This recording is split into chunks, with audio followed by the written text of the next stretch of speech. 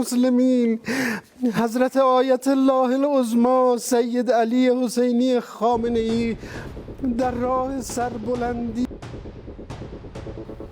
দীর্ঘ সময় ধরে পশ্চিমা আগ্রাসনের বিরুদ্ধে এক বলিষ্ঠ আপোষহীন কণ্ঠের নাম আয়াতুল্লাহ আলী খামেনি। গাজায় যখন ধ্বংসস্তূপের নিচে চাপা পড়েছিল শিশুদের স্বপ্ন, যখন মুসলিম বিশ্ব বিভক্ত নীরব, তখন তেহরান থেকে ভেসে আসতো এক দীর্ঘ উচ্চারণ। তিনি বলতেন, মজলুমের পাশে দাঁড়ানো ঈমানের দাবি। আর এবার তার অনুপস্থিতির খবরে শুধু একটি রাষ্ট্র নয়, আবেগে কেঁপে উঠেছে অসংখ্য হৃদয়। অনেকে বলেছেন একটি কণ্ঠ হয়তো থেমে গেল, কিন্তু কি থেমে যাবে তার উচ্চারিত আদর্শ? এই মুহূর্তে সামনে এসেছে কঠিন বাস্তবতা। ইরানের পরবর্তী সর্বোচ্চ নেতা কে হচ্ছেন? সংবিধান অনুযায়ী ৮৮ সদস্যের অ্যাসেম্বলি অব এক্সপার্টস নতুন নেতা নির্বাচন করবে।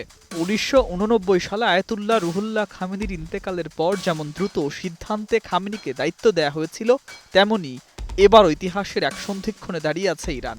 মুসলিম বিশ্বের বহু মানুষ চাইছেন যিনি আসবেন তিনি যেন একই দৃঢ়তায় ফিলিস্তিনের পক্ষে, উম্মার মর্যাদার পক্ষে কথা বলেন। সবচেয়ে আলোচিত নাম মোস্তফা খামেনি।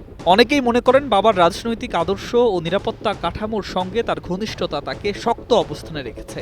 সমর্থকদের একাংশ বিশ্বাস করেন রক্তের ভেতরেই তার আদর্শ বইছে। তবে ধর্মীয় যোগ্যতা ও আনুষ্ঠানিক পদ না থাকায় বিষয়টি তার জন্য বড় চ্যালেঞ্জ। তবুও সমর্থকদের কাছে তিনি ধারাবাহিকতার প্রতীক। খামেনির স্পিরিট যেন পরিবারের ভেতরেই বেঁচে আছে। আর এক সম্ভাব্য নাম Ali Reza Arafi, assembly of এক্সপার্টসের ডেপুটি চেয়ারম্যান, দীর্ঘ প্রশাসনিক অভিজ্ঞতা সম্পন্ন আলেম। তাকে অনেকেই দেখছেন ভারসাম্যপূর্ণ, কৌশলী এবং সংগঠিত নেতৃত্বের প্রতিচ্ছবি হিসাবে। পাশাপাশি কট্টর অবস্থানের জন্য পরিচিত মোহাম্মদ মেহেদি মীর বাখেরের নাম উচ্চারিত হচ্ছে, যিনি পশ্চিমা আধিপত্যের বিরুদ্ধে কঠোর অবস্থানের প্রতীক। প্রতিষ্ঠাতা পরিবারের উত্তরাধিকার বহনকারী হাসান খামেনিকেও কেউ কেউ আবেগের জায়গা থেকে দেখতে চান, কারণ তার নামের সঙ্গে জড়িয়ে আছে বিপ্লবের স্মৃতি। তবে শেষ পর্যন্ত প্রশ্নটি কেবল একজন ব্যক্তিকে ঘিরে নয়, প্রশ্নটি একটি আদর্শ, একটি অবস্থানের ধারাবাহিকতা নিয়ে।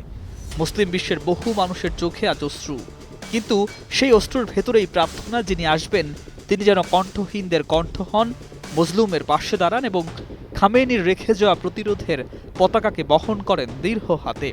ইতিহাস আবারও এক নতুন অধ্যায় লিখতে চলেছে।